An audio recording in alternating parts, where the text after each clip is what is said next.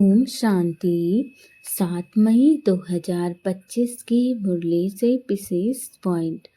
पहला पॉइंट है, मीठे बच्चे, निश्चय ज्ञान योग से बैठता, साक्षात्कार से नहीं।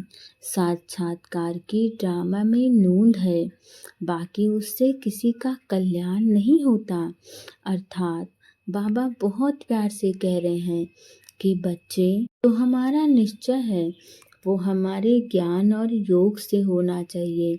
हम जितना ज्ञान को अपने जीवन में धारण करते हैं और इस संसार में अपने ऊपर अप्लाई करते हैं, वैसे ही हमारा बाबा पर धीरे धीरे निश्चय अपने आप बैठता है। हो सकता है भक्ति मार्ग में बहुत सारी आत्माएं हैं जिसको परमात्मा ने साक्षात्कार करवाया, परंतु साक्षात्कार से कुछ कल्याण आपका नहीं होना है। आपका कल्याण आपके ज्ञान के प्रयोग से होगा। साक्षात्कार से किसी भी आत्मा का कोई कल्याण नहीं होता है। यदि हम चाहते हैं कि हमारा स्वयं का कल्याण हो, तो उसके लिए आपको ज्ञान और योग दोनों का बैलेंस करना पड़ेगा।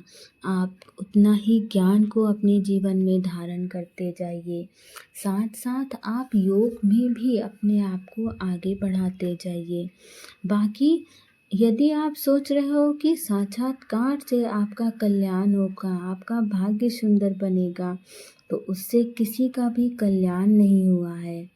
अगला पॉइंट है, इस एक अंतिम जन्म में बाप की डायरेक्शन पर चल घर गृहस्थ में रहते पवित्र रहना है।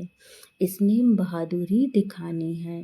अर्थात इस एक अंतिम जन्म में हमें बाबा के ज्ञान को भरपूर धारण करना होगा। और यकीन मानिए, बाबा का ज्ञान हर आत्मा के जीवन को बहुत सुंदर बनाता है। तो बाबा का ज्ञान आपको सतयुग की राजाई तो देगा ही देगा, साथ में आपका भी जीवन सुंदर बनाएगा। और आपने सुना होगा कि कई सारी आत्माएं कहती हैं कि जब से इनके घर में इस बच्चे का जन्म हुआ, उस बच्ची का जन्म हुआ, तब से इनका भाग्य बदल गया। तो असल में उस आत्मा का, उस बच्चे का, उस बच्ची का ही कर्म इतना सुंदर था जिससे उसके आते ही उसके घर की हर आत्मा का कल्याण हो गया। तो यदि आप बाबा के डायरेक्शन पर चलते हो तो आपके कर्म बहुत सुंदर बनते हैं। साथ साथ आपके आसपास आपके घर की सभी आत्माओं का कल्याण होता है। और यदि उनका कल्याण होता है तो आपका भाग्य बहुत ऊंचा चलता है। जब आप बाबा के डायरेक्शन पर चलते हो तो गृहस्थ में रहते हुए भी आप पवित्र रहते हो। आप परमात्मा की याद में हर कार्य को करते हो, तो आपका भी भाग्य बहुत ऊंचा बनता है। इसमें बहादुरी दिखानी होगी। यदि हम चाहते हैं, बहुत सारी ऐसी आत्माएं हैं जो कहती हैं कि बाबा, हम ज्ञान में तो आ गए हैं परंतु हमारी शादी हो गई है, या घर वाले चाहते हैं कि शादी कर लो। तो बाबा अपने किसी भी बच्चे को कभी अकेला नहीं छोड़ता है। उसने सबके लिए सब कुछ सोच के रखा है, परंतु हमारी आवश्यकता है कि हम बाबा का हाथ कस के पकड़ के रखें, कभी उनका हाथ ना छोड़े। आज बाबा ने गृहस्थ में रहने वाली आत्माओं के लिए भी बता दिया है कि आप बाबा के डायरेक्शन पर चलते रहिए, तो आप गृहस्थ में भी रहते हुए पवित्र रहेंगे। और यही आपके लिए सबसे बड़ा आपका बहादुरी का कार्य है। अगला पॉइंट है, श्रीमत पर सदा श्रेष्ठ कर्म करने हैं, वाणी से परे जाना है। जो कुछ पढ़ा व सुना है उसे भूल बाप को याद करना है। अर्थात श्रीमत पर चलते हुए हमें अपना जीवन जीना है। यदि बाबा कहते हैं, आप बच्चे सोचते होगे ना कि श्रीमत क्या, श्रीमत बाबा अपनी मुरली में ही तमाम बातें बताते हैं कि यदि बाबा कहते हैं कि बच्चे खुश रहो, तो आप सदा खुश रहिए, बाकी बाबा देख लेगा। बाबा कहते हैं कि बच्चे अच्छे कर्म करो, तो आप अच्छे कर्म करिए। यदि आपके जीवन में आपका कुछ बुरा भी होना होगा तो वो भी अच्छा हो जाएगा। यही है श्रीमत। बाबा जैसा मुरली में कहते हैं वैसा करना शुरू करिए, फिर वैसा होना शुरू हो जाएगा जैसा आप चाहते होंगे अपने जीवन में। हमें वाणी से परे जाना होगा, अपना अंतर्मुखता की स्टेज में अपने आप को स्थिर करना होगा। जब हम अंतर्मुख रहते हैं तो हमसे कोई भी व्यर्थ कार्य नहीं होता है।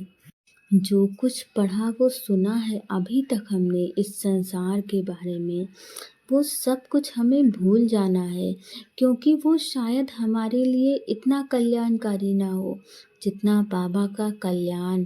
और यदि हमारे दिमाग में जो अभी तक हमने सुना और जाना है वो है, तो हम बाबा का ज्ञान इतनी गहराई से धारण भी नहीं कर पाते हैं। और इसीलिए बाबा बार बार कहते हैं कि बच्चे व्यर्थ को समाप्त करो। जो व्यर्थ है जब हम उसको समाप्त करते हैं तो समर्थ अपने आप हमारी जीवन में जगह बनाने लगता है।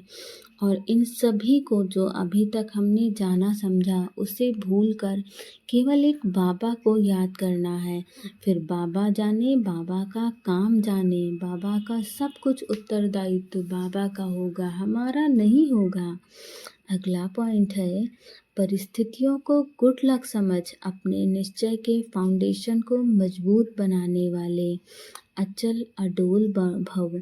अर्थात यदि हमारे जीवन में कोई भी सिचुएशन आती है, कोई भी परिस्थिति आए, तो आप हाई जंप दें। तो क्योंकि परिस्थिति आना भी गुड लक है। यह निश्चय के फाउंडेशन को मजबूत करने का साधन है, क्योंकि तब आपके निश्चय के विजय होती है। यदि आपके जीवन में कोई भी परिस्थिति आती है और आप परमात्मा पर भरोसा बनाए रखते हो और वो परिस्थिति बहुत सरलता से निकल जाती है, तो आपका परमात्मा पर और ज़्यादा निश्चय बढ़ता है कि देखा बाबा को मैंने साथ रखा था तो बाबा ने सब कुछ पार करवा दिया। आप जब एक बारी अंगद के समान मजबूत हो जाएंगे तो यह पेपर भी नमस्कार करेंगे, सब हल्के में आपको लगेगा।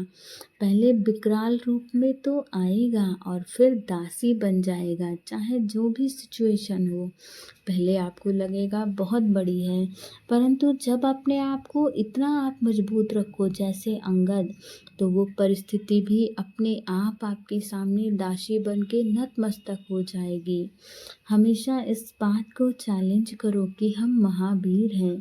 जैसे पानी के ऊपर लकीर ठहर नहीं सकती, ऐसे मुझ मास्टर सागर के ऊपर कोई भी परिस्थिति वार नहीं कर सकती। और यदि वार कर भी दे तो मैं पत्थर के समान अचल और अडोल रहूँगा। कोई भी स्थिति मुझे मेरी स्थिति से हिला नहीं सकती है। स्वस्थिति में रहने से अचल अडोल बन जाएंगे। यदि हमारी स्थिति मजबूत होगी तो इस संसार की चीज़ें हमें ज़रा भी हिला नहीं पाएंगी। चाहे जैसी सिचुएशन आए, चाहे जो भी स्थिति हो, आप हिलोगे नहीं, आप डुलोगे नहीं, आप बहुत स्थिर रहोगे। अगला पॉइंट है, पुराने वर्ष को विदाई देने के साथ साथ कड़वेपन को भी विदाई दे दो। जब तक आपके जीवन में जो भी चीज़ें बुरी हुई थी, अब उन सब को, जैसे पुराना वर्ष बीता वैसे उन सारी बातों को भी भुला करके विदाई दे दो। तो ही आपके जीवन में नई चीज़ों के लिए जगह बनेगी, आपका भाग्य सुंदर बनेगा, आपके जीवन में अच्छी अच्छी चीज़ें होने लगेंगी। परंतु यदि आप पुरानी चीज़ों की तरह कड़वी बातों को भी दबा के रखेंगे तो कड़वी चीज़ें ही आप अट्रैक्ट करेंगी, क्योंकि आप उस चीज़ को फील कर रहे हैं और आप जो फील कर रहे हैं वही आपके पास आता है। इसीलिए अच्छा अनुभव करिए, अच्छा फील करिए ताकि अच्छी चीज़ें आपके पास आएं। ओम शांति।